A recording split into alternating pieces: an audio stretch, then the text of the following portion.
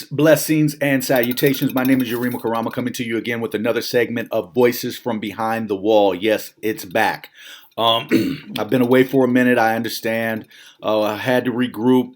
As you know, I do have some friends that are still incarcerated. So what I wanted to do is I wanted to make this new season, this new year, more relevant to like individual cases, going into specifics about particular people. I know I shot on a broad range last season, and I wanted to kind of narrow that scope some so that we can get into some more individual type scenarios that go on with men and women behind the wall doing time. This particular segment here, I want to talk about the restitution. Because what it is really a double. It's really you're in my opinion, you're really being sentenced twice. What'll happen is the judge will sentence an individual to 10, 15, 20, 30 years, and in many cases give them restitution on top of that. Sometimes that restitution lies in the millions of dollars. Sometimes it's hundreds of thousands. But in any case, most times it's handed down to people that can't afford it in the first place. So I have a particular friend who, and I'll give you both scenarios because when I was in, there were gentlemen that had to pay restitution, sometimes even child support while they were in, making 12 cents an hour, and it was basically garnered from their pay as it would be garnered from your pay out here. And then there are guys like a friend of mine now who's out and has to pay restitution, continued restitution. And I think his is at 1.5, 2 million, something like that.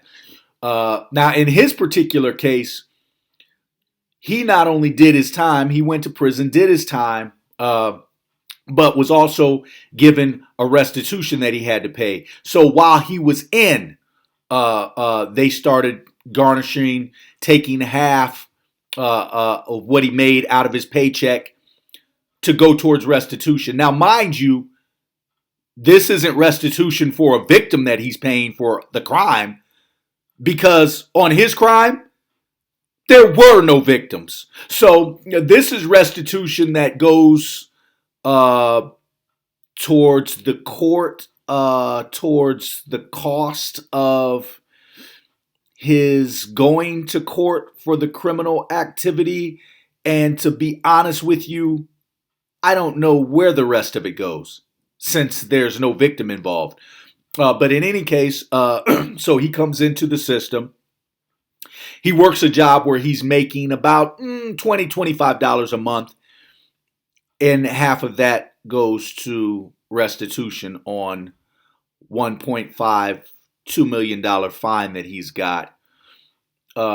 Needless to say, what'll happen is what tends to happen is that you pay your debt to society by the incarceration, and then you pay, or actually you're going to be in financial debt the rest of your life, because this particular gentleman I'm talking about, he's in his 50s. He's got a $1.5, $2 million fine. So he gave a portion of his life to the penal system. And now he's probably not going to make $1.5, $2 million in his lifetime unless he, lucks up on the lottery or something like that. So now he's got to pay that the rest of his life. So as he goes through his supervised release, his supervised release officer is going to come to him once a month. Hey, need this pay, which is all she's worried about. Then there's the flip side. Then there's the guy that's actually doing time who has 15, 20 years. And they say, well, you owe restitution. Now, understand, restitution is dictated by the court. The judge sets that down. What happens is when you start your incarceration, especially in the federal prison system, what they will do is they will come to you. You have these unit team meetings that you go to. Depending on the amount of time that you have, they can be anywhere from every 3 months to every 6 months. that you go to these team meetings and they basically it's nothing, especially for the person that has a lengthy sentence. There's nothing to be gained. Basically, it offers your counselor, your unit manager, and your case manager, it offers them employment to make it look like they're actually doing something when they're not doing anything. So they'll call you into this meeting, and let's say you have 15, 20 years. They'll say, hey, looks like you're working your job. It looks like you keep your room pretty clean. Your bed's always made. You might want to look at taking a few more educational programs. No, we're not going to pay for college. But if that's something that you can pay for along with this fine, we would suggest that you do that. But otherwise, the institution offers some extra educational programs that probably aren't going to be beneficial to you upon your release from incarceration, but we do offer it. So it does look good in your file that we can put it in. And then they get down to, okay, now this fine that you have, we're going to need 50% of that. We're going to need 25% of that. Now, mind you, this is something that's dictated by the courts. And so if the convict lets his unit team get away with that, it's kind of on him. Because what I found happens is that, and this was the argument while we were incarcerated, because this was such a prevalent issue because they take so much money. And if you're not getting any money in, and in some cases what was happening and this is why it became such a very important issue for the convict, because let's say you owe $50,000 and the court has said, most times they will say, this $50,000 is to start being paid upon your release. Most of the times they will say that. Sometimes they'll just give you the fine. Hey, you got 15 years plus a $50,000 fine. Well, the institution will take that as saying, we're supposed to collect that for the courts. Courts haven't made you a collector of this money. The institution has just taken it upon themselves to collect this money. So during your unit team, they will say, hey, we're going to need, you owe this $50,000 fine. We're going to garner 25% of your income, or we're going to garner 50% of your wages. But they don't tell you how they're going to garner that 50%. So if you work in Unicor, let's say you make $100, okay, 50% you're going to give them once a month, or in most cases it's once every 3 months. You're going to give them, they're going to accumulate that once a month, 50%. So once every 3 months, you're going to owe them $150. Okay. That's fine if you work in Unicor and, you can make $100 a month. That works out fine. But most of the time, that's not the case. Most of the time, here's how this plays out. Most of the time, the individual is poor.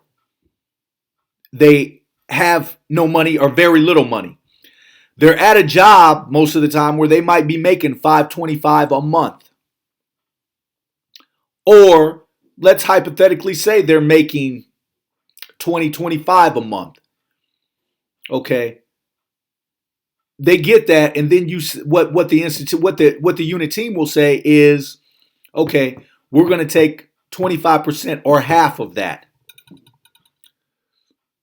But let's say the individual's family sends him in money. What the institution then will say, they will come and they will do a 6-month check, not of the money that you made working your job. They will do a 6-month check of the money you've had sent in along with the money that you have working the job. So mom sends you money once a month. Maybe your birthday came up. Maybe mom just loves her son and sends him money once a month. Guess what?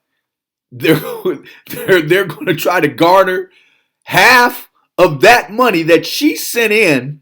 They're going to say, well, for the last 6 months, our records show that you've had $350 sent in.